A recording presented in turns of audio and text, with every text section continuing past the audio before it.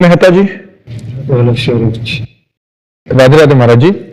महाराज जी, मेरी उम्र 19 वर्ष है। आपका सत्संग मैंने लगभग 1 वर्ष पहले सुनना शुरू किया। आपकी कृपा से शराब, मांस, हंस क्रीड़ा, गाली आदि दोष धीरे धीरे छूटने लगे और नाम जब भी कुछ स्थिर हुआ है। बहुत सुंदर, धन्यवाद।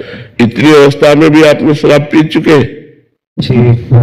अच्छा महाराज जी, कॉलेज आदि में जैसे बच्चे बाहर गए उच्च शिक्षा के लिए, तो महाराज जी उनका माहौल ऐसा है कि वहां के हम जो अटेंडेंट है उनसे बात कर, ये आपको एक नहीं महाराज जी, ये तो अच्छे बच्चे हैं ताकि छोड़ दिया उसके बाद आए हैं। काफी बच्चों का सुधार तो है ही, क्योंकि जो हमसे मिलते हैं। नहीं, हम धन्यवाद देते हैं, हृदय से प्यार करते हैं और भगवान से प्रार्थना करते हैं कि आप सबका मंगल करें, आपकी बुद्धि शुद्ध रखे, आपको स्वस्थ रखे और आप आगे बढ़ो। मनुष्य जीवन बेटा नष्ट करने के लिए नहीं मिला, मनुष्य जीवन समाज को सुख पहुंचाने के लिए मिला। हम जिन पदों पे जाएं, चाहे टीचर बने, चाहे डॉक्टर बने, चाहे हम समाज को सुख पहुंचाएं, हम कुछ ऐसे बने जिससे संसार को सुख पहुंचाए। क्या मनुष्य जन्म सुअर कुत्ता की तरह वही खा लिया, वही भोग भोग लिया, वही नीच कर्म कर लिए? ये कोई मनुष्य जीवन? मनुष्य जीवन है अपने प्राणों का बलिदान दूसरों के लिए करें, अपने जीवन को ऐसा बनाए जिससे हम सैकड़ों को सुख पहुंचा सके। तब तो कुछ बात समझ में आई। अपने सुख के लिए तो सब मर रहे, संसार और समाज के सुख के लिए जो वही महान है जो समाज के सुख के लिए आगे बढ़े। पेमेंट तो मिलती ही है, लेकिन समाज सुख के लिए अगर हमारी बुद्धि बढ़े तो बहुत उत्तम है। अब कोई गंदी बात मत करना, ठीक है ना? जब तक ब्याह ना हो जाए तब तक किसी बहन, माता बहन से कोई गलत संपर्क न रखना, कोई नशा न करना। बहुत अच्छा है आप लोग काउंटर लिए, मुझे बहुत अच्छा लग रहा है कि आप नाम जप कर रहे हैं। आप देखना बहुत अच्छे बच्चे बनोगे। अभी आप नाम जप कर रहे हैं ना, आप देखना आपके आगे जीवन की उन्नति कैसी होगी। आप एक महान व्यक्तित्व वाले बनेंगे। बस हमारी बात पर लगे रहना, और जब ब्याह हो जाए तभी भोग करना।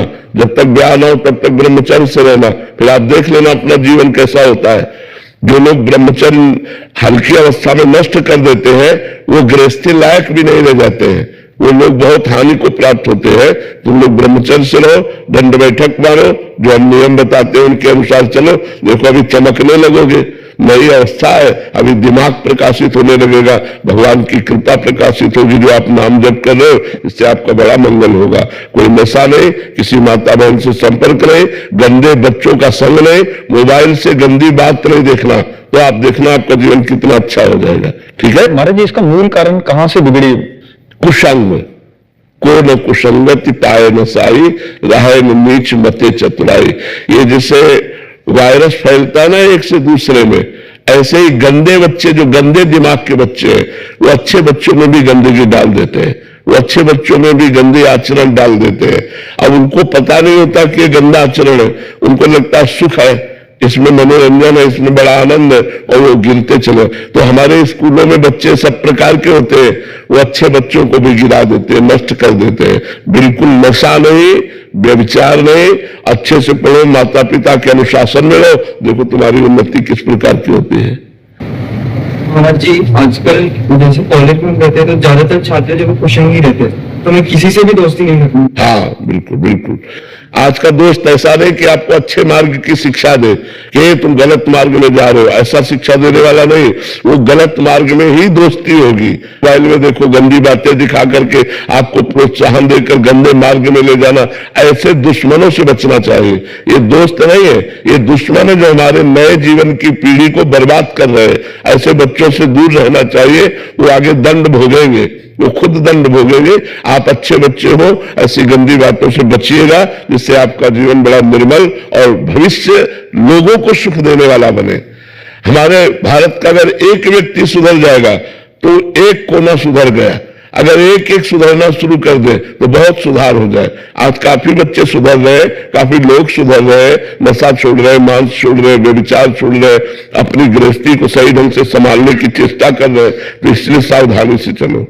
क्लास में ऐसे ही बच्चों का सब जी, वो बच्ची बोल रही है कि क्लास में महाराज जी 10 में से 9 ऐसे ही हैं। बिल्कुल बिल्कुल। महाराज जी इतना दिक्कत हो जाता है कि 9 बात लेके या कुछ करके, तुम तो पुराने जमाने के, हाँ, उसको मतलब टॉर्चर हो जाता है महाराज जी। हाँ। तो फिर आ जाके 1 साल 2 साल फिर उन्हीं के साथ में हो जाता है। क्योंकि मन भी तो हमारा तरंगायमान होता है, मन के जब अवस्था बढ़ती है तो मन को कोई साथी चाहिए, मन को कोई भोग चाहिए, मन को मनोरंजन चाहिए। उस समय अगर हमको रोकने वाला मिले तो ज्यादा अच्छा है, हमें अगर बहाने वाला मिले, गिराने वाला मिले तो मन भी कहता चलो यार जहां डो है तहां चलो हम भी ऐसा कर। लेकिन हमें लगता है कि आप लोग अच्छे बनो। जो हमारी बात सुन रहे हैं उन बच्चों से प्रार्थना है, ये तुम्हारे जीवन को नष्ट कर देगा, चाहे बच्ची हो चाहे बच्चा हो, दोनों को सावधान होकर के संयम से रहना चाहिए, बेविचार नहीं करना चाहिए, नशा नहीं करना चाहिए, माता पिता की आज्ञा में रहना चाहिए।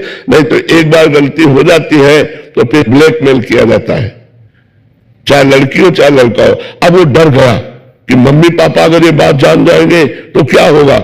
अब वो उससे अर्थ मांगा जाता है या उससे जो कुछ कहा जाता है वो धीरे धीरे धीरे धीरे बच्चा इतना अंदर खोखला हो जाता है, तो डिस्टर्ब हो जाता है, माइंड डिस्टर्ब हो जाता है। और अगर ज्यादा ब्लैकमेल किया गया तो कहीं कोई जान न जाए इस बात के लिए की सोच लेता है। ऐसे प्रश्न भी आते हैं महाराज बहुत कि ब्लैकमेल हो रहे हैं, अभी बता सकते नहीं, घर में नहीं बताएंगे, जैसे आपने बोला कि माता पिता डांटेंगे, कहीं और दोस्तों को बता नहीं सकते और लास्ट में परिणाम वही होता है। आप ही वो डिस्टर्ब होकर के सोचते हैं कि एक रास्ता है, ऐसा नहीं करना चाहिए।